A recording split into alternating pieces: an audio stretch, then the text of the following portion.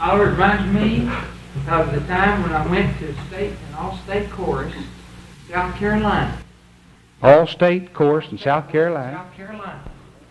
And we were doing some numbers. I remember one of them was a song. It was a secular song called Ching-a-ring-a-ching. And we would do that thing at the high school, and I just didn't care anything for it at all. I just thought it was awful to try to sing it. And it goes like this: ching-a-ring-a-ching, ching, ching, ho-a-ding-a-ding-um larky, ching-a-ring-a-ching, ching, ching, ho-a-ding-um larky. That's the way the thing went. That's part of it. And I just didn't care for it at all. I thought it was very boring.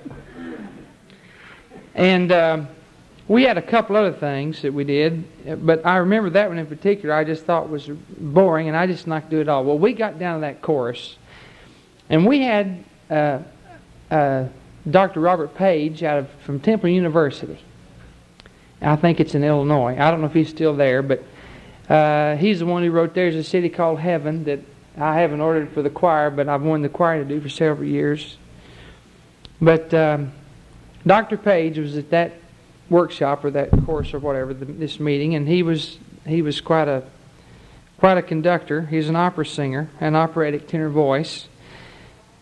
And while I was there, he took songs that didn't mean anything to me at all, and I didn't care anything about. And when he finished with them, I was so excited about them. I just enjoyed doing them. I remember I just loved to do ching-a-ring-a, ching, ching, ching. I could hardly believe it. He just made that thing come alive. And everything we did, it was just so wonderful. And when the thing was over, I was so inspired over what had happened during that workshop. And while Pastor was sharing tonight on these passages, I thought how wonderful it is for the Lord to bring something to us which can be rather boring. I've heard sermons on the essentials which have been pretty boring. I preached a boring one several years ago. I bored the whole place. It was a sight. I preached on Sunday morning, and I had 4 or 5 yellow pages of notes, and I preached on keeping the essentials. And Oliver, I remember you and I talked about that after the service that morning. And you said, Stephen, I tell you, unless God really leads, you sure don't want to preach on the essentials. That's what he told me. Yeah. Well, it was awful as far as I was concerned. I just had a terrible struggle preaching it, and I think about everybody else did too. But I thought tonight, while Pastor was sharing with us, it was like being with Dr. Page, trying to sing ching-a-ring-a-ching, ching, ching, ho-a-ding-um larky, and I didn't think it was worth anything, but before he finished with it, I thought it was great. Amen. And that's what happened tonight during this little sermon. Oh, yeah. It wasn't so little, in my estimation. No, it wasn't a little sermon. Now, you said to us, now just let me tell you this, by God's grace, and this for Jesus' glory.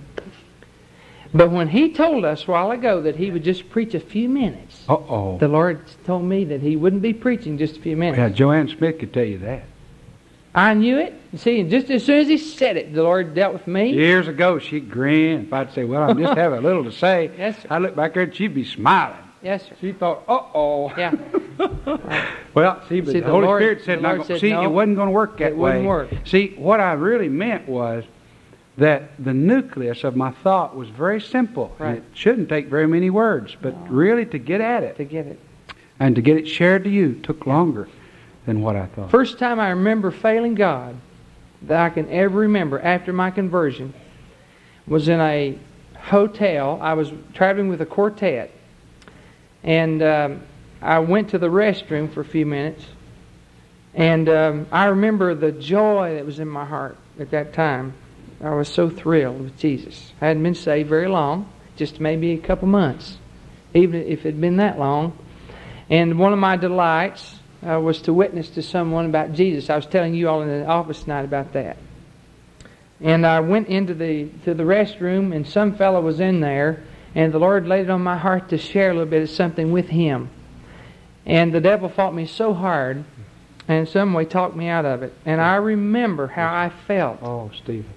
when I left that restroom after that experience. Yes. It put a damper on Yes. things. Yes. Put a damper on my spirit. Yes. I knew I hadn't been obedient.